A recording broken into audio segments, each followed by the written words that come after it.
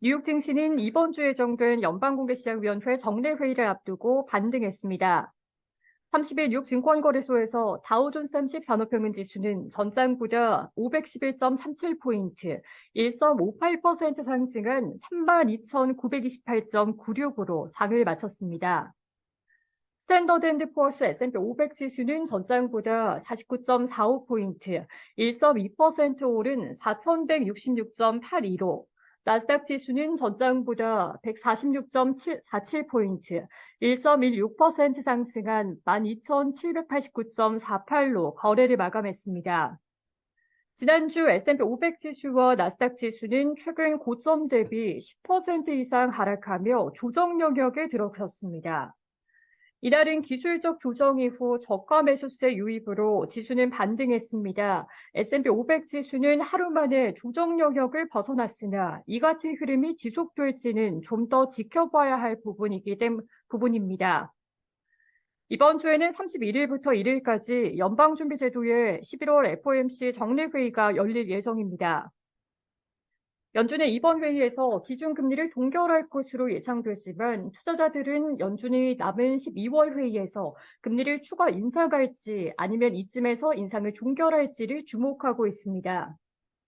인플레이션이 추세적으로 둔화하고 있으나 시장의 예상만큼 빠르게 둔화하지는 않고 있으며 고용과 소비 시장도 여전히 강한 모습을 보이고 있어 연준이 내년에도 5% 이상의 고금리를 유지할 것이란 전망이 강화되고 있습니다. 제롬 파월 연준 의장이 이번 회의에서 내년 금리 전망과 관련해 어떤 발언을 내놓을지도 주목됩니다. 현재 금리 선물 시장은 연준이 내년 여름께 금리 인하에 나설 것으로 예상하고 있으나 일부 당국자들은 금리 인하 시점을 내년 연말께로 예상하고 있습니다. 투자자들은 지정학적 위험도 계속 주시하고 있습니다. 이스라엘과 팔레스타인 무장전파 하마스 간의 전쟁은 점점 악화하고 있습니다. 이스라엘은 가자 지구의 인도주의적 재앙을 우려한 국제사회의 일시 휴전 요청에도 사실상 지상전으로 여겨지는 두 번째 전쟁 단계 진입을 선언하고 작전 규모를 확대했습니다. 이란은 이에 대해 레드라인을 넘었다고 경고하면서 친이란 세력의 분쟁 개입 가능성도 커지고 있습니다. 한동안 주가 반등을 억제해온 국제금리는 소폭 오름세를 보였습니다. 이날 재무부는 오는 4분기에 7,760억 달러를 차입할 계획이라고 발표했습니다. 이는 직전 분기에 1조 100억 달러에서 줄어든 것으로 7월 말에 예측한 8,520억 달러보다도 축소된 수준입니다. 세부적인 만기별 차입 계획은 오는 1일 발표될 예정입니다. 오펜하이머가 연발 S&P 500 지수 전망치를 기존의 4,900에서 4,400으로 낮췄다는 소식도 나왔습니다. 오펜하이머는 그동안 주요 투자기관 중에서 뉴욕 증시에 대해 가장 낙관적인 전망을 유지해온 기관이었습니다.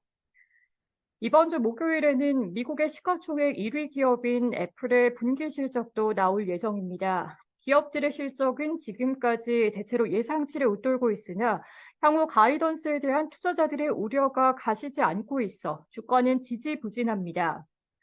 이날은 맥도날드가 예상치를 웃돈 분기 실적을 발표해 주가는 1% 이상 올랐습니다. 소파이 테크놀로지도 예상치를 웃돈 매출 발표에 주가는 1% 이상 상승했습니다. 제너럴 모터스도 전미자동차 노조와의 노동계약 협상을 잠정 타결했다는 소식에 주가는 0.5% 상승했습니다.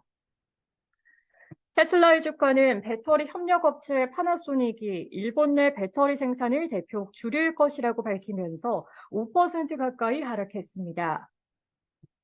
S&P 500 지수 내 11개 업종이 모두 오르고 통신과 금융, 필수 소비재와 임의 소비재, 산업과 기술 관련주가 모두 1% 이상 상승했습니다.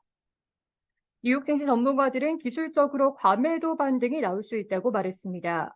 펀드스트릿의 톰리 리서치 팀장은 보고서에서 S&P 500 지수가 200일 이동평균선 아래에서 머물고 있어 하락 추세를 시사하고 있지만 이번 주 나올 일부 완화된 지표가 국채 수익률을 억제하고 주가를 지지할 것이라고 말했습니다. 웰스파고 증권의 크리스토퍼 하비 주식 전략 헤드는 보고서에서 우리는 다소 덜 매파적인 연준과 재무부의 늘어나는 유동성 수요에 적응한 시장으로 인해 과매도 반등을 기대하고 있다고 말했습니다. 시카고 상품거래소 패드워치에 따르면 연방기금 금리 선물 시장에서 마감 시점 연준이 11월에 기준금리를 동결할 가능성은 98%였습니다.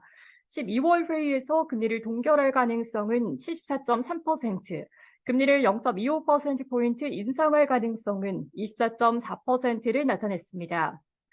시카고 옵션 거래소 변동성 지수는 전장보다 1.52포인트, 7.15% 하락한 19.75를 기록했습니다.